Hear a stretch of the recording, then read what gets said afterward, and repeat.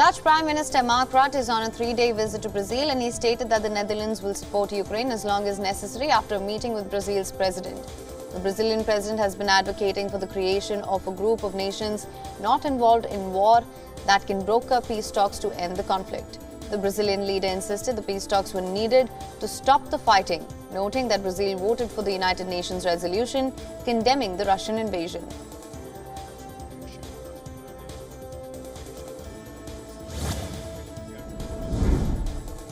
Lawmakers in Ecuador's National Assembly have voted to go through an impeachment trial against President Guillermo Lasso over embezzlement accusations, potentially moving the process towards its final stage.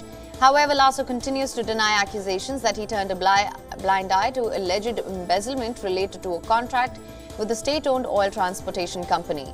He argues that his administration has only made profitable changes to the deal, which was signed years before he took office.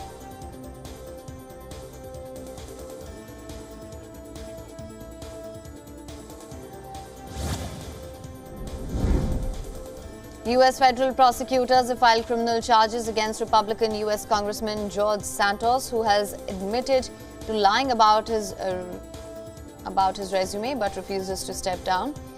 Charges have been filed under seal in New York's Eastern District Federal Court, and Santos is expected to appear in court soon.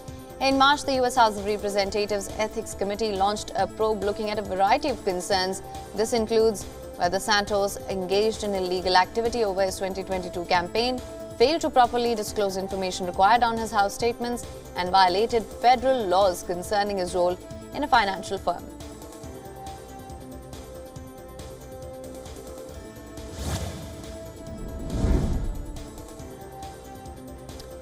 A New York jury found Donald Trump liable for sexually abusing and defaming a former magazine columnist and ordered the ex-president to pay her $5 million in damages. The 9 jurors rejected E. Jean Carroll's accusation of rape but upheld her other complaints in the closely watched civil trial. It marks the first time Trump has faced legal consequences over a string of sexual assault allegations dating back decades.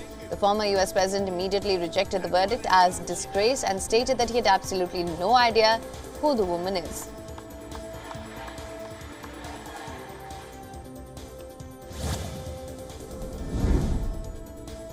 The Kenyan Interior Minister has described the starvation death cult victims of highly organized crime.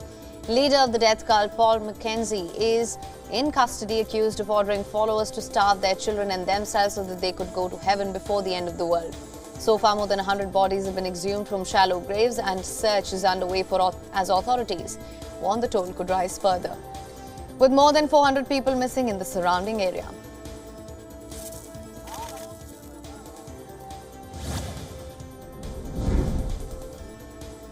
A Tunisian naval guard shot and killed a colleague and 2 civilians as he tried to enter a synagogue on the island of Hebra during an annual Jewish pilgrimage.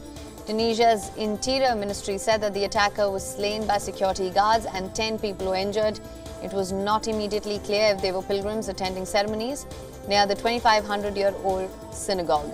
The injured include 6 security agents and 4 civilians. According to the ministry, the assailant first killed a colleague with his service weapon and then seized ammunition and headed towards the synagogue. That's Africa's oldest synagogue.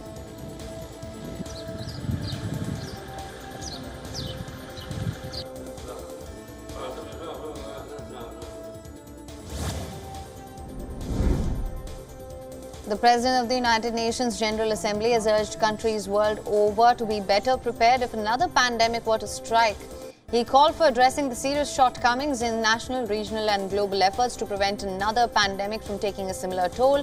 Director General of the WHO also stated that the UN member states are negotiating a new pandemic accord.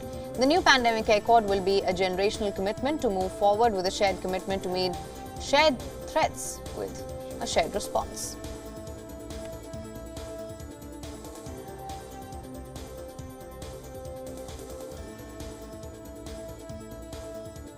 WION is now available in your country. Download the app now. Get all the news on the move.